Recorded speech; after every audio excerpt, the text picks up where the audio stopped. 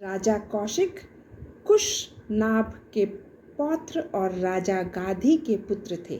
वे बहुत ही सहज और सौम्य शासक थे। राजा कौशिक अपनी प्रजा का बहुत ध्यान रखते थे।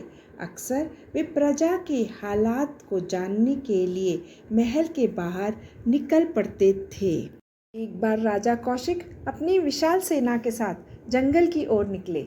बीच में महर्षि वशिष्ठ का आश्रम पड़ा।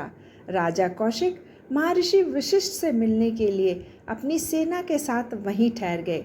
महर्षि वशिष्ठ ने राजा कौशिक और उनकी सेना की खूब आवाभगत की। सभी सैनिकों को अच्छे से अच्छा व्यंजन परोसे गए। यह देखकर राजा अत्यंत प्रसन्न हुए।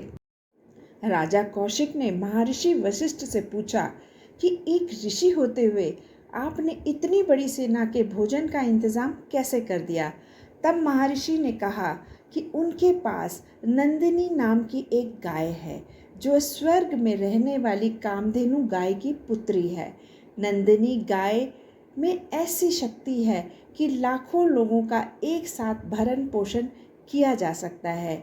इंद्रदेव ने नंदिनी गाय महर्षि वशिष्ठ को भेंट की थी। नंदिनी गाय की महिमा सुनकर राजा कौशिक के मन में लोभ की भावना पैदा हो गई। उन्होंने ऋषि वशिष्ठ से नंदिनी गाय उन्हें देने की बात कही। इसके बदले में वे उन्हें मुंह मांगी कीमत देने के लिए भी तैयार हो गए। महर्षि वशिष्ठ ने नम्रता से राजा से के इस प्रस्ताव को ठुकरा दिया। उन्होंने कहा कि वह नंदिनी गाय किसी को भी नहीं दे सकते। राजा कौशिक ने अपने सैनिकों को आदेश दिया कि उन्हें हर हाल में नंदिनी गाय चाहिए। सैनिकों ने महर्षि पर आक्रमण कर दिया।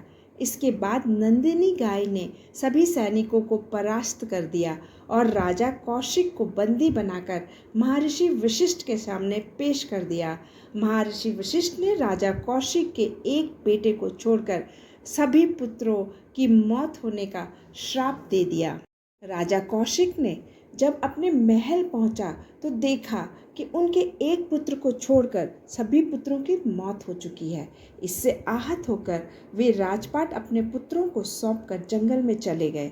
उन्होंने कई सालों तक शिव की तपस्या की।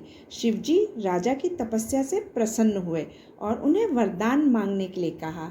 राजा ने शिव से कई सारे दिव्य अस्त्र मांगे। शिव ने उन्हें दिव्य अस्त्र दे दिए। इसके बाद राजा कौशिक दिव्य शस्त्रों के साथ महर्षि वशिष्ठ के पास पहुँचे और उन पर आक्रमण कर दिया। महर्षि वशिष्ठ के भी कई दिव्य शक्तियाँ थीं। उन्होंने राजा कौशिक के सभी दिव्यास्त्रों का नष्ट कर दिया। फिर वशिष्ठ ने ब्रह्मास्त्र छोड़ दिया। इससे पूरी धरती पर संकट का खतरा पैदा हो गया। सभी देव महर्षि वशिष्ठ के पास पहुँचे और मानव जगत के हित में ब्रह्मास्त्र वापस लेने का आग्रह किया।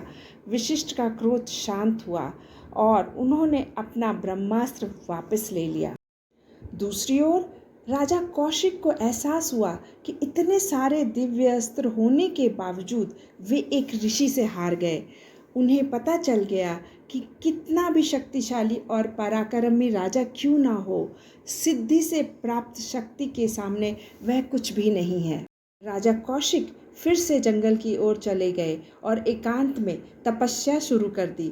उनकी तपस्या से इंद्रदेव प्रकट हुए और उन्होंने राजा कौशिक को ब्रह्मत्व प्रदान किया। इस तरह राजा कौशिक ब्रह्म ऋषि विश्वामित्र बन गए। मगर विश्वामित्र के मन में अभी भी महर्षि बनने की चाहत थी। उन्होंने फिर से कठिन तप शुरू कर दिया। फिर काम और क्रोध पर विजय पाकर उन्होंने महर्षि पद प्राप्त कर लिया। इस तरह से राजा कौशिक गाय नंदिनी के लोभ में बन गए महर्षि विश्वामित्र। कहानी अच्छी लगी हो तो लाइक और सब्सक्राइब करें।